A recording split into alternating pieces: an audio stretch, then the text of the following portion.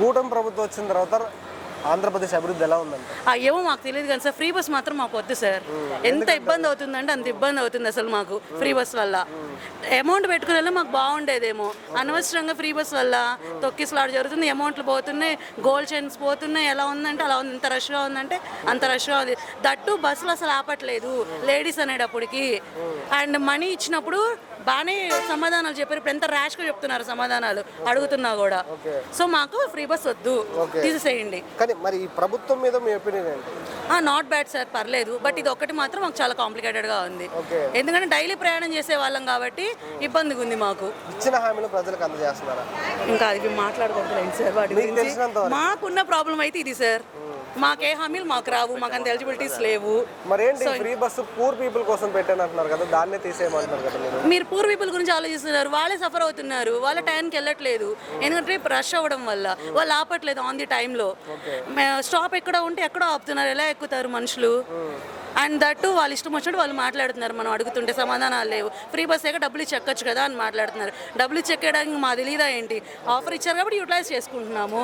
ఇవ్వనప్పుడు ఏం చేస్తాం మేమైనా? అంతకుముందు నాకు వీళ్ళు ఇచ్చినప్పుడే మేము వెళ్తున్నామా? మీకేమనిపిస్తుంది గత ప్రభుత్వానికి ఈ ప్రభుత్వానికి తేడా ఏమనిపిస్తుంది? అంటే తేడాలు చాలా ఉంటాయిలేండి, ఎందుకు ఉండవు.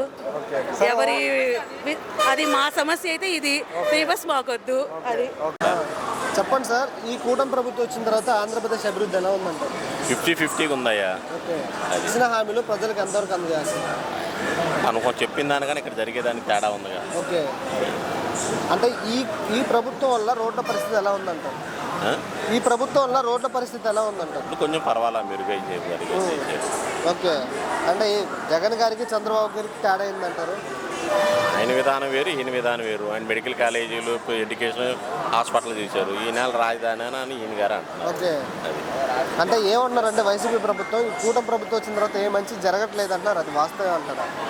ఇప్పుడు మనం ఎన్ని చెప్పుకున్నా లాస్ట్కి ఎలక్షన్లో నాకు అది తెలిసేది, ఇప్పుడేం తెలియదు అయ్యా.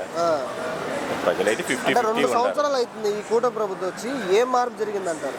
మార్పు ఏముంది, రొటీన్కి జరిగాయి. చెప్పిన దానికి చేసేదానికి పొంతం లేదుగా. అంటే నెక్స్ట్ జగన్ గారు మేమే రాబోతున్నాం, పాదయాత్ర చేసే ఛాన్స్ ఉందంటారు, ఏదైనా ఇంపాక్ట్ ఉంటుందా? రాజకీయ స్వలాభాలుగా. ఇప్పుడు రాష్ట్రంలో పెట్టుబడులు, పారిశ్రామిక రాకలు తీసుకొస్తారు. వాళ్ళు ఇప్పుడు ఆయన అంటాడు, ఈయన ఇది అంటా ఉంటాడు. అల్టిమేట్గా చెప్పి ప్రోగ్రెస్ అయినప్పుడు దానికి వాల్యూ తెలిసేది. పేపర్ ప్రకటనల కన్నా ఇక్కడ జరిగిన దానికి చాలా వ్యత్యాసాలు ఉంటాయి. చెప్పుకునేదానికి జరిగేదానికి చాలా తేడాలు ఉంటాయి. అడ్వర్టైజ్గా చేసుకునేదానికి కొన్ని ఉంటాయి, చేయగలుగుతూ ఉంటాం. సార్, మీ అభిప్రాయం ప్రకారం ఏ గవర్నమెంట్ నెక్స్ట్ వస్తే బెటర్ అంటారు? గవర్నమెంట్ ఇప్పుడు ఏం చెబుతాం, 50-50 ఛాయిస్ ఇద్దరిదే.